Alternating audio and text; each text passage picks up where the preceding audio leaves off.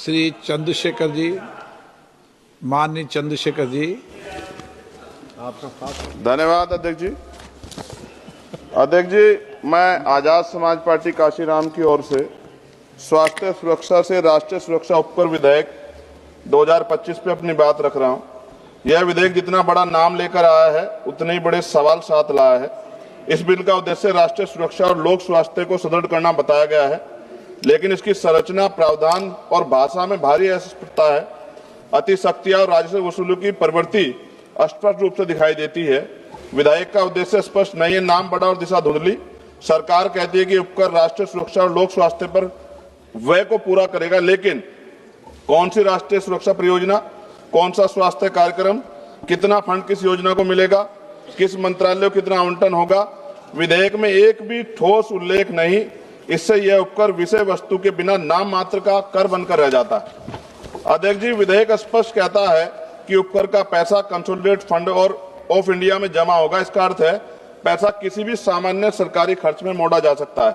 ना संसद में स्पष्ट हिसाब मिलेगा, ना जनता को पता चलेगा कि स्वास्थ्य या सुरक्षा में कितना पैसा लगा है। यदि पैसा कहीं भी जा सकता है तो इस उपकर का नाम स्वास्थ्य सुरक्षा क्यों? उत्पादन आधारित उपकर, उद्योग पर भारी प्रहार।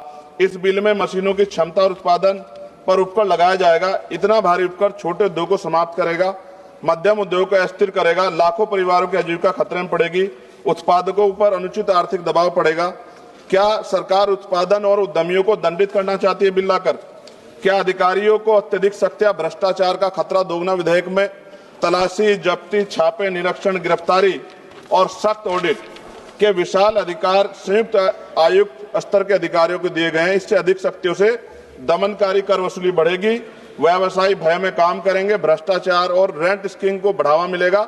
इतिहास गवाह कभी अत्यधिक दमन से न अनुपालन बढ़ता, न राजस्व। अवैध छुपा हुआ भूमिगत उत्पादन बढ़ेगा।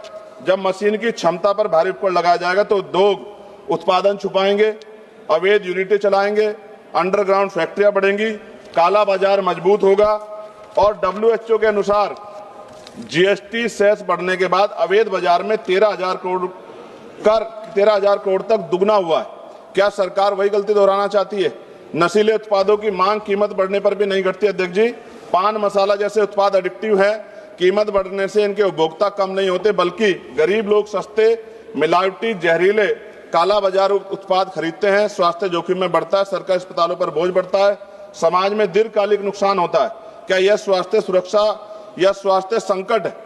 राज्यों को उनका संवैधानिक हिस्सा न मिलना, इससे उपकर नॉन डिविजिबल है। इसका अर्थ है राज्यों को इसमें से ₹1 का भी हिस्सा नहीं मिलेगा। केंद्रवाद बढ़ेगा, राज्यों की वित्तीय स्वायत्तता कमजोर होगी, विकास योजनाओं पर प्रतिकूल प्रभाव पड़ेगा। राज्यों का हक क्यों छीना जा रहा है? अध्यक्ष जी, विधेयक को संसदीय परीक्षण से बचाकर जल्दी पारित करने की कोशिश गलत। इतना महत्वपूर्ण और व्यापक प्रभाव वाला विधेयक उद्योग, उपभोक्ता, राज्यों, कर प्रणाली, आर्थिक गतिविधि सभी को प्रभावित करता है। निष्कर्ष जी, यह विधेयक देश हित में नहीं राज्य हित में है। और माननीय अध्यक्ष जी, सभी तथ्यों को देखते हुए स्पष्ट है यह विधेयक अस्पष्ट है, अनियंत्रित है, शक्तियां देता है, उद्योग विरोधी है, अवैध बाजार बढ़ाएगा, गरीबों को नुकसान पहुंचाएगा, राज्यों के अधिकार छीनता है और उपकर प्रणाली को अविश्वसनीय बनाता है। हमारी स्पष्ट मांग है विधेयक को तत्काल प्रवर समिति स्टैंडिंग कमेटी को भेजा जाए। उपकर की दर, उपयोग और पारदर्शक ठोस प्रावधान शामिल किया जाए। कर अधिकारियों की शक्तियों को सीमित और जवाबदेह बनाया जाए। उपकर राष्ट्रीय स्वास्थ्य व राष्ट्रीय सुरक्षा पर व्यय हो, इसका कानूनी प्रावधान अनिवार्य किया जाए। इन्हीं शर्तों के साथ इस बिल का मैं विरोध कर संशोधन सहित पुनर्विचार की मांग करता हूं। अध्यक्ष जी, अंत में इस बिल को पढ़कर मुझे ऐसा लग रहा है कि देश की सुरक्षा में अब अत्याधुनिक हथियारों की नहीं, पान मसालों की ज्यादा जरूरत है। और हर चौराहे पे खड़े होने वाला व्यक्ति कहेगा कि देश की सुरक्षा में सबसे बड़ा योगदान उसका है। धन्यवाद अध्यक्ष जी। जय भीम, जय भारत, जय संविधान।